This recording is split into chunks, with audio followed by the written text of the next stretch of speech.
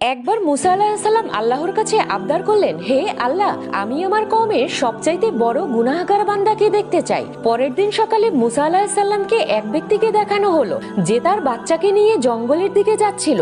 মুসা আলাহিসাল্লাম আল্লাহর কাছে বললেন, হে আল্লাহ, এবার আমি সবচেয়ে নেক বান্দাটিকেও দেখতে চাই। কিন্তু সন্ধ্যার সময় আবারও সেই সকালের ব্যক্তিটিকেই দেখানো হলো। মুসা আলাহিসাল্লাম আল্লাহকে প্রশ্ন করলেন, এটা কি হলো? তখন আল্লাহ তাআলা বললেন, ওই ব্যক্তির ছেলে তাকে প্রশ্ন করেছে, বাবা, জঙ্গলের চেয়ে বড় কি? বাবা বলল, পাহাড়। ছেলে বলল, পাহাড়ের চেয়ে বড় কি? বাবা বলল, আসমান। ছেলে বলল, আসমানের চেয়ে বড় কি? বাবা কেঁদে দিয়ে বলল, তোর বাবার গুনাহ।